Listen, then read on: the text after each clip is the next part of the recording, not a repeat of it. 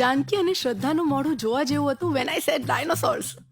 But I have done my research before selecting this place.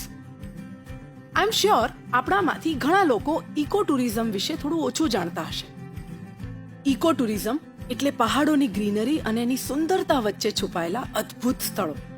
I hope Balasinore is all set to give me surprises and the memories for life. Surrounded between beautiful hills, soothing rivers and peaceful lakes, my road to remember begins.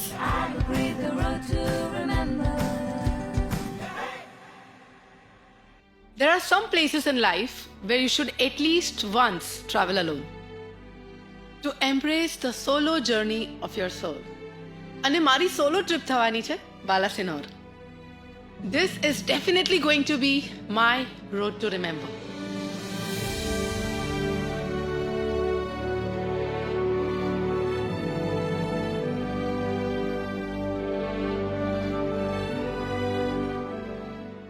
બાલાસિનોરનો garden palace એની શાહી તહેઝીબ, એની મહેમાન નવાઝી અને દાવત માટે ખૂબ જ પ્રખ્યાત છે.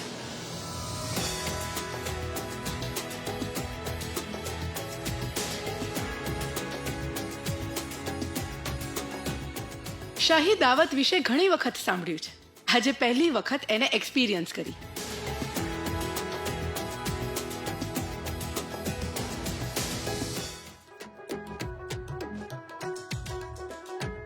આ છે ગાર્ડન પેલેસ.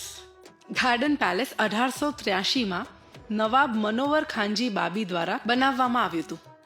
ગાર્ડન પેલેસની હેરિટેજ હોટેલમાં રાજવી અંદાજનો અનુભવ જ કંઈક અલગ છે.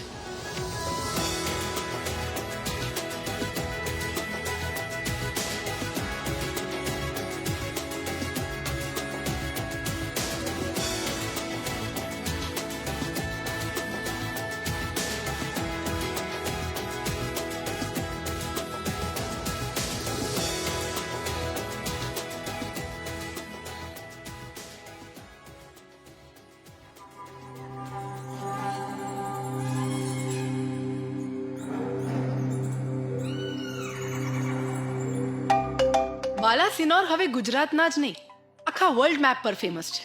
કારણ અહીંનું ડાયનોસોર ફોસિલ પાર્ક અને મ્યુઝિયમ હવે ગુજરાતનું જ્યુરાસિક પાર્ક છે.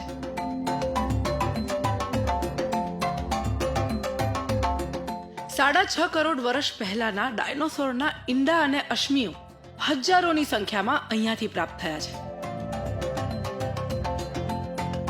ગુજરાત ટુરિઝમ દ્વારા ઇન્ફોટેનમેન્ટ એવું ડાયનોસોર ફોસિલ પાર્ક અને મ્યુઝિયમ બનાવવામાં આવ્યું છે.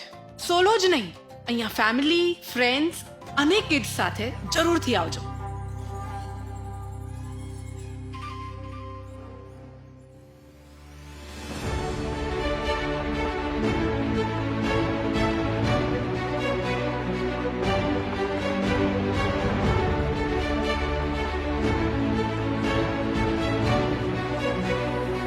લુણાવાડામાં કાળિકા માતાના પર્વતની ગોદમાં સોલંકી કુળનો રાજમહેલ ભવ્ય તો છે જ, પણ સાથે રાજવી ઇતિહાસની વિરાસત અને પરંપરા આજે પણ અહીંયા જીવિત છે.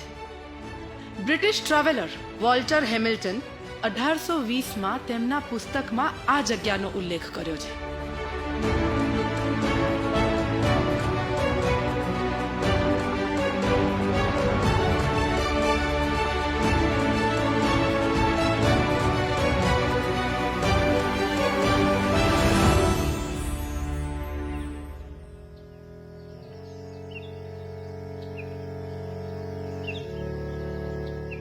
આ અવાજ સંભળાય છે તમને? This is the sound of forest. તળાવો, ગીચ જંગલો અને પર્વતો વચ્ચે વસેલું આ સંતરામપુર. ડુંગરના ટોચ પર આવેલા રજવાડી હવા મહેલ, રાજમહેલ તથા શ્રી જોરાવર વિલાસ પેલેસ તમને કુદરતના સાનિધ્યમાં રાજઘરાનાની ભવ્યતા અને વારસાનો અનુભવ કરાવશે.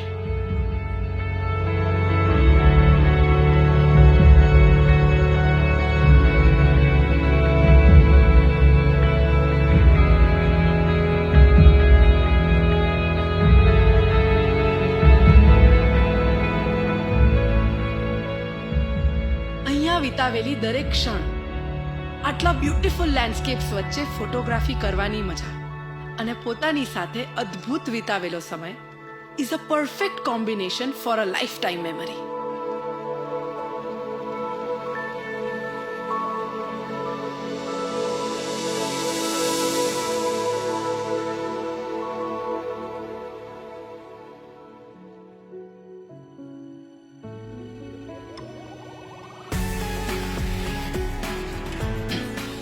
તમને mythology, old temple architecture, archaeology કે પછી સ્કલ્પચર્સમાં ઇન્ટરેસ્ટ હોય તો Kaleshwari happens to be the best place. શિલ્પ સ્થાપત્યની સાથે અહીંનું ખૂબસૂરત પ્રાકૃતિક સૌંદર્ય મારી સોલો ટ્રીપને વર્થવાઇલ પ્રૂવ કરે છે. આપણા સાહિત્યકાર પન્નાલાલ પટેલની ક્લાસિક નોવેલ મળેલા જીવમાં કરેલા વર્ણનો આ વિસ્તારના છે. સંતરામપુરથી નજીક ઊંચી નીચી પર્વતમાળાઓની વચ્ચે ફરકતી રંગબેરંગી ધજાઓથી સુશોભિત માનગઢ ડુંગર આદિવાસીજનોની આસ્થાનું પ્રતીક છે. અહીં ગુરુ ગોબિંદસિંહ અને આદિવાસી સંઘર્ષની ગૌરવશાળી ઘટના જોડાયેલી છે.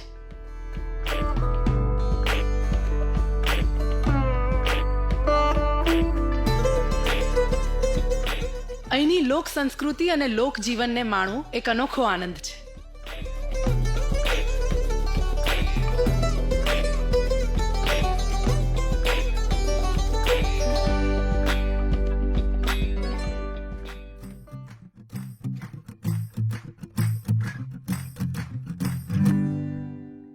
અલ્હાબાદ પ્રયાગમાં ગંગા, યમુના અને પાતાળે સરસ્વતી આમ ત્રિવેણી સંગમ બને છે. જ્યારે અહીં કાકચિયામાં પાનમ, મહી અને વેરી નદી એમ વાસ્તવિક ત્રિવેણી સંગમ છે.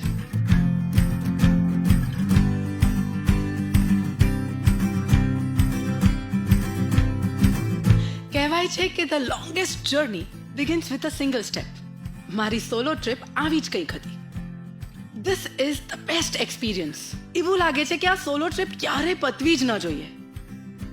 વર્લ્ડ મેપ નહીં પણ ગુજરાતના મેપ પર મેં બધી જ ફેબ્યુલસ જગ્યાઓ જે વિઝિટ કરી છે એ મને હંમેશા યાદ રહેશે. So this is my road to remember.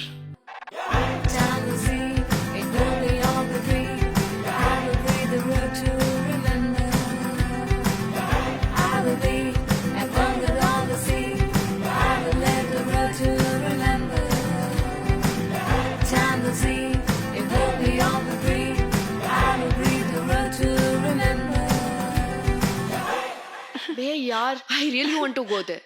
મીઠું યાર, મસ્ત જગ્યા છે. હે ને? Okay Shraddha, what is your story?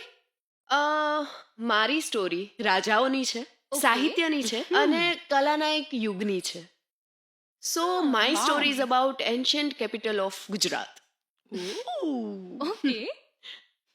So Shraddha, tell us what is your throwback story? મેં કંઈક યુનિક કર્યું છે. તમે લોકો ડિજિટલ મેમરીઝ લાવ્યા, રાઈટ? હું ડ્રો કરીને લાવી. Let me show you. Oh wow, બહુ જ મસ્ત ડ્રો કર્યું છે.